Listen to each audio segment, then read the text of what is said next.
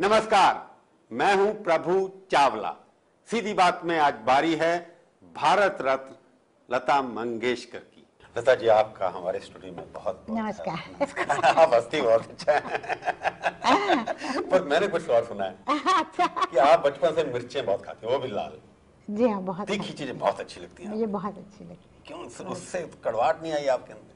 नहीं जी, बिल्कुल नहीं। इतना मीठा क्यों गा लेती है मेरा आप? ये तो भगवान की देन है। भगवान की मीठापन जो है गाने में वो ऊपर से मिला। आपने बड़ी कोशिश की यार कि लाल मिर्च खा खा के कोई कड़वापन आ जाए। हरी सब खाई है मैंने। आप इस उम्र में भी 20 साल की लड़कियों के लिए गाना गाते हैं, ये भी भगवान की देन है। जी बिल्कुल। और पता नहीं लगता कि आप किसके लिए गा रहे हैं। मैं कभी सोचती नहीं हूँ कि मैं इतनी बड़ी हूँ। नहीं, वो तो आप मैं हमेशा ये सोचती हूँ कि मैं अभी जवान ही हूँ, यंग हूँ। भगवान आपको बहुत उम्र देगा। आप कहती भगवान की देन है कि 9 साल की उम्र से आप गा रही हैं। जी, मैं 5 साल की उम्र से गा रही हूँ। क्लासिकल मैं सीखती थी मेरे फादर से। उस वक्त मैं सैगल साहब को सुनती थी और मुझे सैगल साहब बहुत अच्छे लगते थे। और तब से मुझे लगता है मेरे पिताजी ने मुझे, जब मैं 5 साल की थी तब गाना सिखाना शुरू किया। और जब मैं 9 साल की थी तब मैंने पिताजी के साथ क्लासिकल प्रोग्राम उनके साथ गाया था। अच्छा, उनके साथ पहली बार क्लासिकल? जी हाँ, शोलापुर में। और फिर फिल्मों में एक्टिंग भी की आपने? फिल्मों में एक्टिंग की, ड्रामा में भी एक्टिंग करती थी मैं, छोटे छोटे रोल करती थी। Marathi actor, Marathi singer, classical singer. वो हिंदी कैसे सीख गई? आप स्कूल में तो गई नहीं, ज्यादा पढ़ाई भी नहीं की, और अनफॉर्चुनेटली आपके फादर की जल्दी डेथ हो गई, सारी जिम्मेवारी आपके ऊपर आ गई। मैं जब 13 साल की थी तब पिताजी की डेथ हुई। देखिए, इंसान को ना वक्त सब सिखा देता है। वो ऐसा टाइम था, हालांकि उस वक्त मराठी लोग थे वो मराठी ही बोलते थे, और मराठी लोग जो काम करते थे हिंदी में, उनके उच्चारण भी मराठी जैसे ही होते थे। तो आपके भी शुरू में मुझे भी थोड़ा डर लग रहा था कि क्या होगा क्या होगा। पर कुछ जब मेरे सर पे सारा भार आ गया तो मैंने शुरू किया। तो मैंने उर्दू थोड़ी पढ़ी, मौलाना थे उनसे मैंने वो सीखी। वो पाकिस्तान चले गए वो? नहीं, भिंडी बाजार वाला? भिंडी बाजार वाले थे, वो मेरे गाने के गुरु थे। हाँ, वो सबसे पहले गुरु वही थे। वो मेरे क्लासिकल, उन्होंने आपको शिष्या बनाया अपना। जी हाँ। उसके बाद आपने ये उच्चारण जो आपका ठीक किया, जैसे मैंने उर्दू सीखी, और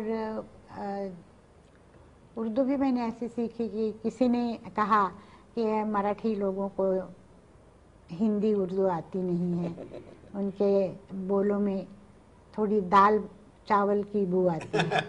तो मुझे बड़ा अजीब लगा, तो मैंने जाके शुरू किया सीखना, और आहिस्ता आहिस्ता मैंने इस पे काफी मेहनत की है। आपने कोई मीट खाना शुरू किया? तो फिर मैंने उस पे काफी बहुत प्रैक्टिस की, बड़ा अभ्यास किया है हिंदी। और फिर बाद में मुझे मास्टर गुलाम हैदर जो पाकिस्तान गए, उनसे मैंने उनकी फिल्मों में मैंने गाया था।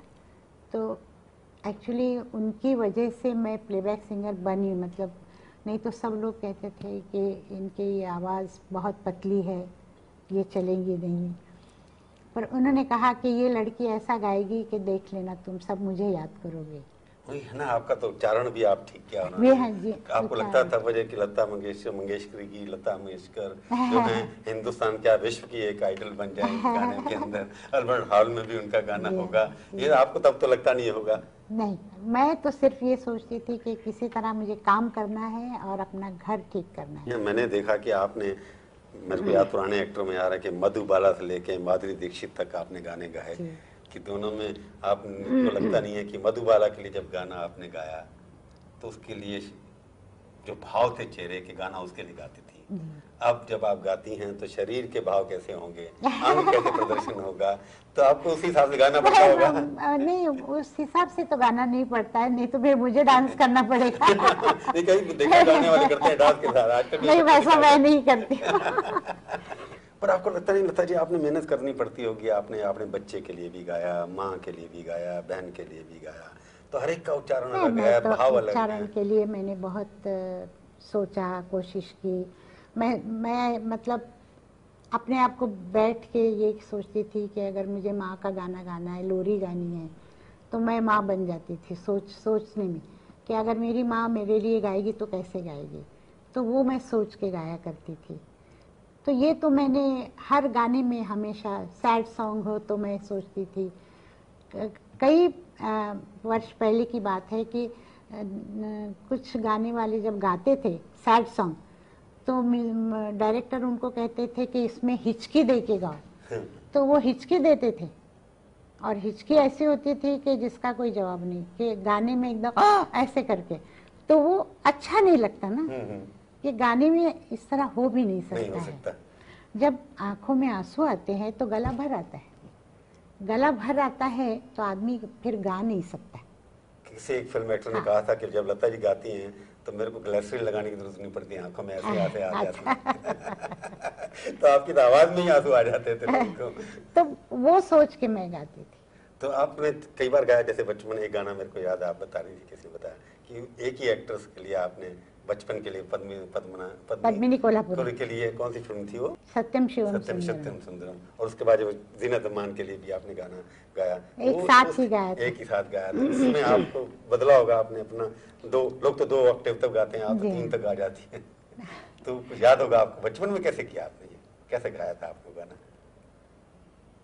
अभी आप मुझे क्यों गाने के लिए? एक लाइन हमारे, क्योंकि अमेरिकन जो हैं पहली बार देख रहे हैं, परिवार जो आप जिनके लिए, तो अमेरिकन ने सुना है मुझे। सुना है, पर मेरे साथ बात करते, मैंने पहली बार आपके सामने बैठ के बात कर रही हूं, मेरे को बड़ा लगेगा कि मेरे सामने एक लाइन, यशोमती मैया से बोले नंदलाला, राधा क्यों गोरी मैं क्यों काला। पर आपको लगता है इस तरह के गाने आजकल की फिल्मों में कहीं फिट नहीं बैठते? नहीं, अभी नहीं आते। अभी लोग सोचते ही नहीं इस तरह के गाने करने का। क्योंकि आपने इतने अच्छे गाने गाए, हवा में उड़ता जाए मेरा लाल दुपट्टा मलमल का, उसमें सब कुछ है। पर आज को अगर ये गाना गाना पड़ा जाए तो पता नहीं उड़ाते रहेंगे, और दुपट्टे भी उड़ाते रहेंगे और शरीर भी दिखाते रहेंगे। तो आपको लगता नहीं कि आजकल गानों का महत्व कुछ है उतना कि नहीं? कम हो गया है। अभी फिल्म म्यूजिक हमारा बहुत बदल गया है। कुछ है जो पहले राज कपूर थे जिनकी फिल्मों में गाने अच्छे आते थे, महबूब खान थे उनके भी यहाँ अच्छे आते थे, और शांताराम जी थे उनके यहाँ भी। आजकल सिर्फ यश चोपड़ा है जो म्यूजिक पे बहुत ध्यान देते हैं। में उनके, पर वो पुराने लिखे हुए 30 साल पुराने लिखे हुए गाने, पर 30 साल पुराने गाने हैं, पर उन्होंने उस पे काफी रिसर्च करके, मतलब मदन भैया ने गा के रखे थे, तो वो सारा टेप सुन के उसमें से गाने सिलेक्ट करके जावेद साहब ने गाने लिखे और फिर हमने गाए। तो इतनी मेहनत तो उसके पीछे थी। पर आपका कहना है कि अभी गानों का महत्व फिल्मों में आजकल कम होता जा रहा है। गाने कम भी होते हैं। पहले हम लोग गाते थे 12-12, 13-13 गाने होते थे एक ही फिल्म में। जैसे अभी नौशाद साहब की जो मुगले आजम लगी थी कलर, तो उसमें मैंने देखा कि 12-13 गाने तो ऐसे ही थे। रीमेड में उन्होंने कम कर दिया गाना, पर फिर भी बहुत थे, फिर भी गाने बहुत थे। पर उस वक्त आप जो कह रहे थे कि कभी आपके विचार कि पहले गाना जो गाया जाता था खाली हीरोइन के लिए गाया जाता था, अब आप डांस भी उसके अंदर है, गाना भी है। नहीं, क्या होता था पहले कैबरे होता था, और कैबरे के लिए आर्टिस्ट भी अलग होते थे। जैसे हेलन थी जो सबसे ज्यादा काम करती थी और बहुत अच्छी थी, तो हेलन के लिए गाने बनते थे और आर्टिस्टों के लिए बनते थे। आज क्या हुआ है कि हेलन वेलन भूल जाइए आप, हीरोइन ही कैबरे करने लगी है। बहुत कम कपड़े पहनना और गाने के बहुत अजीब अजीब एक्शंस करना, और ये सब चलता है। तो गाना उससे फिट नहीं बैठता ना, आपको डांस के साथ गाना करना है। मैं तो खैर कम ही गाती हूँ आजकल, पर वैसे गाने अब आते नहीं है जैसे पहले आते थे। पहले सैड सॉन्ग बहुत आते थे, भजन आते थे। अब तो एक ही टाइप के गाने आते हैं। और आप पिक्चर में देखिए कि हीरो या हीरोइन इमेजिन करते हैं, सपना देखते हैं कि हम नाच रहे हैं, गा रहे हैं, शादी हो जाती है उनकी सपने में। तो 50 लड़कियां 50 लड़के एक जैसे कपड़े पहन के और किसी जंगल में डांस कर रहे हैं और ये गा रहे हैं। मतलब कोई सिचुएशन नहीं, कोई उसके लिए ये लगता ही नहीं उनको। आपको लगता गाने के लिए कोई सिचुएशन भी तो होनी चाहिए कि ये गाना इस सिचुएशन पे आ रहा है, वो गा रहे हैं, वो तो है नहीं। और ज्यादातर डुएट्स होते हैं, सोलो बहुत कम होते हैं। डुएट्स होते हैं, हीरो हीरोइन गा रहे हैं, स्टोरीज नहीं है, जितना गंदा दिखा सकते हैं उतना दिखाते हैं। और लिरिक्स भी अभी जावेद साहब हैं, गुलजार साहब हैं, उनको छोड़ दीजिए तो वो भी सर काफी आप व्यथित जिसको बोलते हैं, दुखी लगती हैं जो कुछ हो रहा है। क्या कारण है इसके लिए, हम और आप क्या कर सकते हैं? मैं इससे थोड़ा बात करूंगा आपसे। मंगेश, आप तो बड़ी दुखी दिखाई दे रही हैं। क्यों? क्योंकि जो कुछ हो रहा है म्यूजिक में, जो गाने जिस तरह के हो रहे हैं, उस जमाने में म्यूजिक डायरेक्टर भी थे ना, वो भी काफी इंटरेस्ट लेते थे। हाँ, और आजकल के म्यूजिक डायरेक्टर भी उसी तरह के हैं, डांस करने वाले। नहीं, वो भी अच्छा कर सकते हैं, पर उस वक्त म्यूजिक डायरेक्टर्स बहुत थे और अच्छे नामी गामी थे। नहीं, और सबका अलग अलग स्टाइल था। अब आप देखेंगे कि नौशाद साहब, खय्याम साहब, मदन मोहन जी, शंकर जयकिशन, लक्ष्मीकांत प्यारेलाल और सलील चौधरी, और भी बहुत सारे थे जो छोटी मोटी फिल्में करते थे। पर आपने गाने जो सबसे ज्यादा गाए हैं, मेरे को लगता है लक्ष्मीकांत प्यारेलाल के साथ गाए हैं। जी हाँ, एक्चुअली लक्ष्मीकांत प्यारेलाल जब छोटे छोटे थे तो मेरे भाई की एक छोटी सी संस्था थी जिसका नाम था सुरेल बाल कला केंद्र जी। तो उसमें ये लोग प्रोग्राम करते थे और प्यारेलाल वायलिन बजाता था और लक्ष्मीकांत मैंडोलिन बजाता था। तो ये सब दोस्त थे, तो हमारे घर में आना बैठना खाना पीना इनका चलता था। तो वहाँ से फिर एक मर्तबा मुझे लक्ष्मीकांत ने कहा कि मैं एक मर्तबा फिल्मों में बजाने लगूं, तो फिर तो लक्ष्मी को मैंने सबसे पहले शंकर जयकिशन के यहाँ मैंडोलिन प्लेयर के से काम दिलवाया था। पर मेरे को लगता है कि आपने लक्ष्मीकांत प्यारेलाल के तो 666 गाने आपने कम से कम गाए। जी हाँ। और उसके बाद गाने वालों का ड्यूट आपने गाया मोहम्मद रफ़ी के साथ 440 गाने, इतने सारे गाने उनके लिए गाए आपने। किशोर के लिए आपने 327 गाने गाए। पर सवाल ये कि आपकी मेंटरिंग भी की होगी, किसी ने आपको, जो से मैं सुना कि आपको कहा गया कि आप दूर से गाने गाने तक आइए माइक तक। ये इस सांस का क्या महत्व क्या होता है? सांस का तो बहुत महत्व है, और खास तौर पे माइक के सामने, क्योंकि माइक के सामने जब आप गाते हैं तो गाना गाते वक्त ये आता है, कईयों का आता है, और कुछ लोग उसको अच्छा समझते हैं आजकल, हमारे जमाने में अच्छा नहीं समझते थे। आजकल तो मुझे कमजोरी को उन्होंने मजबूरी बना दी ना कि सांस अच्छा, कि सांस ले नहीं पाते थे, हाँ करके गाना गा दीजिए आप। चैन की सांस ली। चैन की सांस ली। हाँ, तो आपको सांस का महत्व समझाया उन्होंने? मुझे अनिल विश्वास जी ने समझाया। मैंने जब सबसे पहले उनके साथ 1947 एंड होगा उसका, तो मैं उनके यहाँ गा रही थी, तो मुझे उन्होंने कहा कि लता तुम इस जगह सांस लो, ये लाइन खत्म होती है, यहाँ सांस लो, और इस सांस जब तुम लेती हो तब पता नहीं लगना चाहिए कि तुमने सांस ली। तो तुम क्या करो, तो उस वक्त तुम थोड़ा मुंह फेर लो, पता नहीं चलेगा। फिर बाद में मैंने आदत डाली कि अगर मुंह फेरा माइक के सामने से फेरने की जरूरत ही नहीं, मैं ऐसे सांस लेती थी कि किसी को मालूम नहीं होता था। पर ये अनिल दा ने मुझे सिखाया। नौशाद साहब थोड़ा ये करते थे कि गाना लिखो, तो मैं गाना लिख के फिर प्रयास करती तो लिखने के बाद नहीं, गाना लिख के फिर वो कहते थे अच्छा आप पढ़ के बताइए मुझे, तो मैं पढ़ के उनको सुनाती थी। उच्चारण तो उच्चारण तो कहते थे नहीं इसको ऐसे कहना है, ये बोल ऐसा कहना है, जो उर्दू गाने हैं या हिंदी, तो वो मुझे समझाते थे। मास्टर गुलाम हैदर ने मुझे ये सिखाया कि गाने की जहाँ सम आती है, आप कितना समझते हैं मुझे मालूम नहीं, पर जहाँ सम आती है वहाँ भी हल्का सा जोर देना, वहाँ उसको थोड़ा सा ये करना सम के ऊपर, हाँ, ताकि गाना फिर थोड़ा उठता है, अच्छा लगता है। तो ये मैंने उनसे सीखा था। और मास्टर गुलाम हैदर ने मुझे ये भी कहा कि तुम जो गाना गाओगी, तुम पहले सिचुएशन पूछ लो और उस कैरेक्टर में खो जाओ, अपने आप का ज़ूम करो। हाँ, कि आप कि सोचो कि तुम ही हो वो। मुझे लगता है किशोर जी के साथ आप काफी किशोरदा के साथ गाना है, पर किशोरदा जब आते तो हंसा देते थे आपको। बिल्कुल। वो तो वहाँ आके स्टोरीज शुरू कर देते थे, कहानियां पुरानी कहानियाँ। पुरानी कहानी शुरू हो जाए और हम लोग हंसते रहते थे। गाना नहीं होता और गाना ही नहीं हो सकता था, इतना हंसाते थे वो।